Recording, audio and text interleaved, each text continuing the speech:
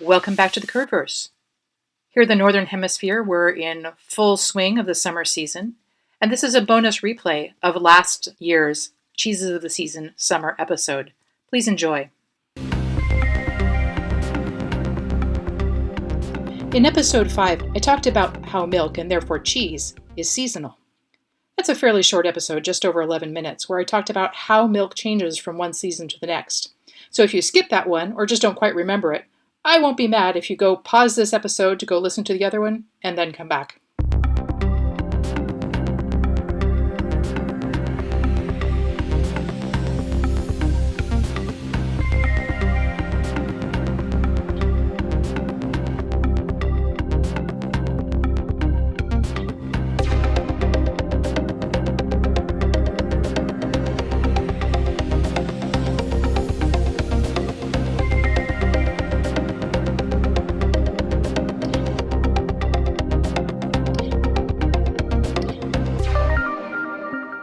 So here we are at the tail end of the peak summer months.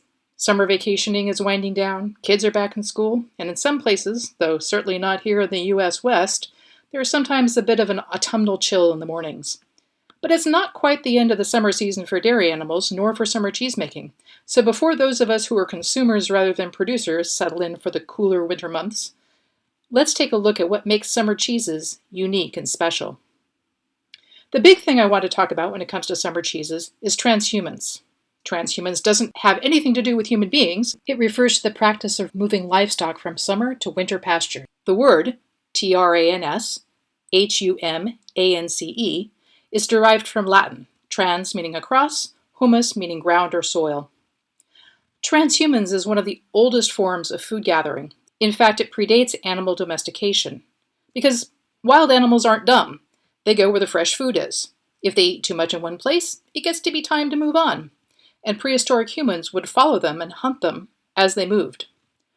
Over time, humans learned to corral them, and then how to breed them to be more docile and less skittish around humans. And finally, a few thousand years after initially domesticating certain ruminants for the sake of meat and hides, they started specifically breeding and managing for milk. In our last episode on blue cheese, we visited the little village of Hallstatt in the Austrian Alps. Let's go back there now, and back to the Bronze Age, when people first started mining salt out of the surrounding mountains. At that time, and even today, most archaeological sites in Central Europe outside of the mountains contain mostly cattle bones. And indeed, the later Greeks and Romans were fascinated by the huge cattle herds owned by their northern neighbors. But in the steep, narrow mountain valley of Hallstatt, excavations in 1993 uncovered this very dense layer of what turned out to be mostly bones from young male pigs. The rest were some combo of sheep, goats, and cows, again, almost entirely young males. There was something else unusual about the finds. They were only partial skeletons, mainly the legs and the lower jaw, with the torso part removed. The archaeologists also found 8 clay-lined pits, each large enough to hold 150 to 200 of these pig carcasses at any one time. So what's going on here? And what do all these pigs have to do with cheese? Well, you can make cheese from pig milk, but we haven't spent thousands of years breeding pigs for that purpose, so they don't produce huge amounts of it. But they did once play an important role in the cheese-making cycle. Around 160 BCE, Cato the Elder wrote a tract on effective estate management for gentleman farmers called De Agricultura.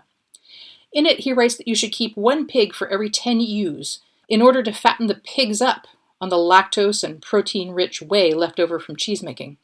You know how modern bodybuilders buy those big tubs of whey powder? Because that mostly fat-free combo of sugar, proteins, and vitamins is great for bulking up. Works for pigs, too. Now, cattle produce a lot more milk than sheep. Modern sheep produce maybe a half gallon a day, while modern so-called heritage breeds of cattle produce 4 to 6 gallons. So you can imagine you would want correspondingly more pigs relative to cattle than Cato was suggesting. When you have big herds of cattle, that means a lot of pigs, too. And isotope analysis shows that these animals came from regions all around the valley of Hallstatt. In the high pastures above the tree line, there are also small circles of Bronze Age huts, and small finds of bones of a mix of very young animals. So what was happening in Hallstatt 3,500 years ago was likely this.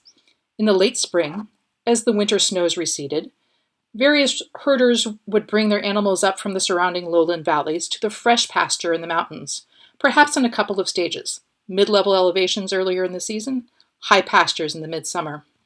This left the lowlands clear of grazers with plenty of space to grow grain and other crops during the summer months. Those summer months, especially May through July, are when dairy animals produce the greatest volumes of milk. And in modern times, it's when the really big wheels of Alpen cheese are made in sheds in the high mountain pastures. They're stored in caves, or in the case of Hallstatt, the salt mine itself, and age and solidify over the course of the summer. By the Bronze Age, there's strong evidence that pigs were being raised together with dairy animals in Italy and Greece, as Cato later described. And the finds in Hallstatt certainly suggest that the herders summering up in the valley there were bringing pigs along with their cattle, sheep, and goats, plumping them up on way and forest forage, and then in the late summer, some of the youngest animals would be culled before the herds returned, carrying their summer cheeses along with them, again, possibly in a couple of stages, to their home regions. But the more mature animals, the 1 to 2-year-old pigs that were found en masse in these clay-lined pits near the entrance of the salt mine, they were typically slaughtered right near the beginning of winter. As fat as a Martinmas hog is a phrase from medieval times. Martinmas falls on November 11th, and it's traditionally when you'd butcher animals you wanted to cure and preserve for the winter. By this time, the animals would have returned to their lowland homes. Archaeologists think that the pigs were slaughtered down below, and then the meaty legs and possibly bellies were carted back up in pieces up to the Valley of the Salt, where 8 huge brine pits were waiting to cure them into hams for the winter. There are other foods that get preserved in brine, of course, notably cheese. So it's not hard to imagine that the brine pits were in use all summer, too, salting the wheels of cheese before they went into the cool, humid mine to age. And then in the fall, the pigs, who had been going to town on the way all summer, they got their turn in the pits, too, after a fashion. Meanwhile, the remaining sows and ruminants were down below, grazing on the stubble and other plant trimmings left over from the harvest, and dropping manure and mushing it into the now damp, muddy late autumn soil as they went, fertilizing the ground.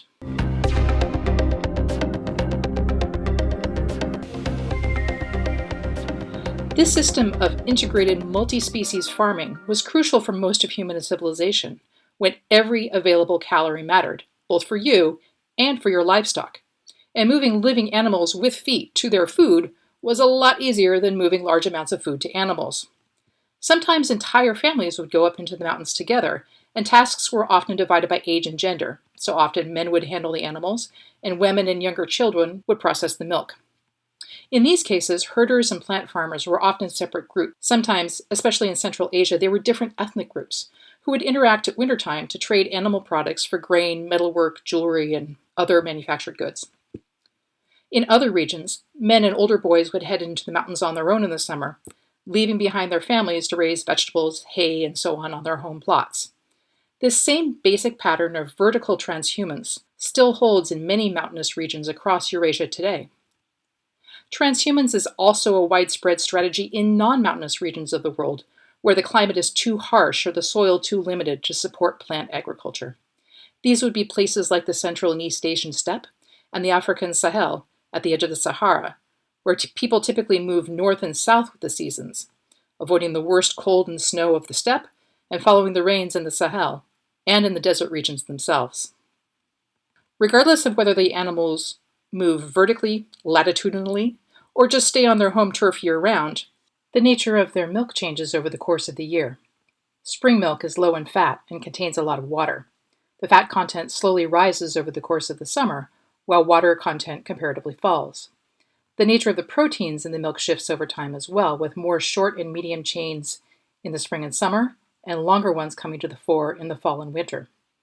Summer, then, is the mama bear of milking seasons in terms of milk composition. The milk contains moderate amounts of solids, and they're the types of solids that create supple, elastic curds.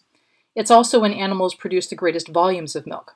So many summer-made cheeses are really big wheels which can age a long time, through the winter if needed and into next spring, in order to have a reliable source of protein during the cold months, when animals have little to no milk.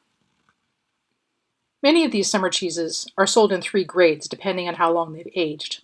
The period of time for each grade varies by cheese type, but for example, for Swiss cheeses, it's typically around 3 months for the youngest, a minimum of 3 to 6 months for the middle grade, and 6 to 12 months or sometimes more for aged varieties.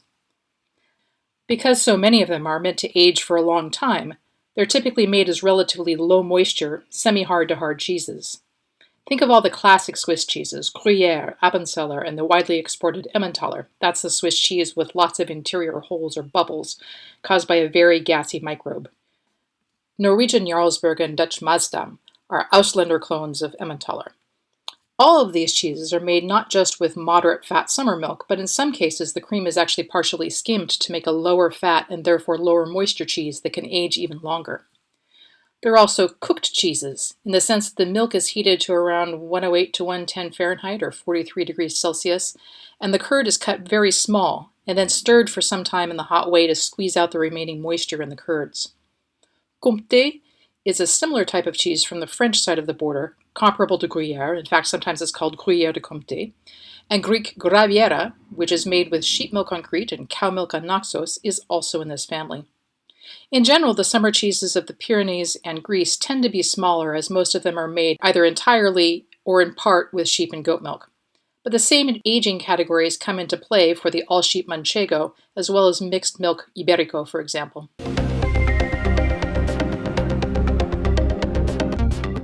The reason many protected name cheese regulations specify the season in which the cheese can be made has to do with what the animals eat, which affects the flavor of the milk and also sometimes the texture of the curd. I mentioned earlier that the spring milk tends to be high in water content.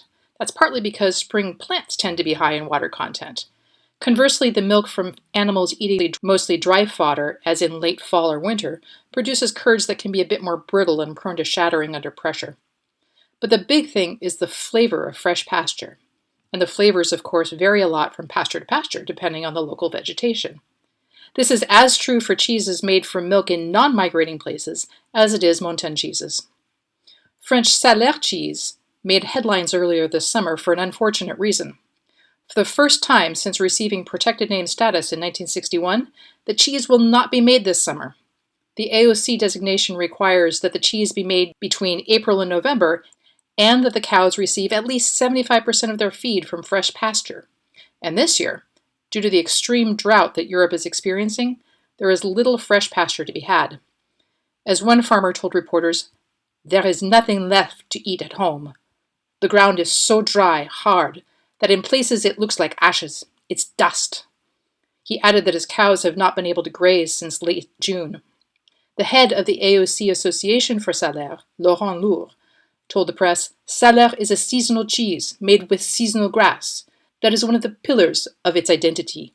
With more hay instead of grass, the body would be whiter. We would have less flavor. Our product has a certain reputation among consumers. We don't want to ruin it."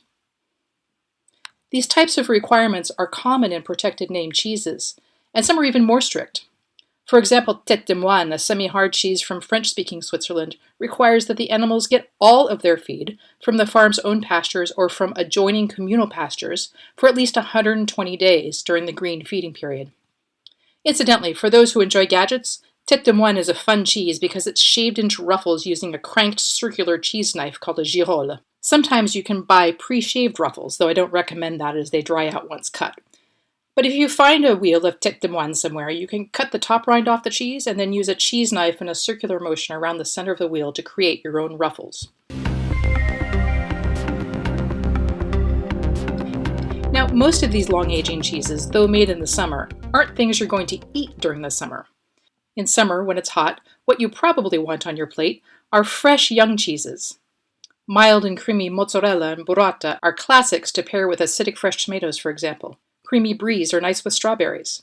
Tangy young goat cheeses are fantastic with sweet, earthy, late summer figs. In other words, this is a time in which to enjoy the flavors of the milk itself in its primetime season. But I do have to say that mass-produced versions of these cheeses won't taste noticeably different from one season to the next. That's very much on purpose, since the value proposition of mass-produced cheeses is consistency and predictability. So this is really a time to get out and explore your local artisan cheese community. In the US, many states now have official cheese trails that can help guide you to amazing local finds. If you're road tripping across the country, or just trying to squeeze in a last fun weekend or two before the travel season dies down, Google cheese trail for the state you'll be in, and look for a list or map of featured producers. Some also list stores who distribute for local producers who don't sell directly to the public. Oh, and those pigs I was talking about earlier? Not that common in high mountain cheese-making processes today, though the famous black pigs of the Portuguese Beira Baixa and Spanish Extremadura sometimes are. But they're still fed whey in some places that are also big on dairy, for the same reason they were 3,500 years ago.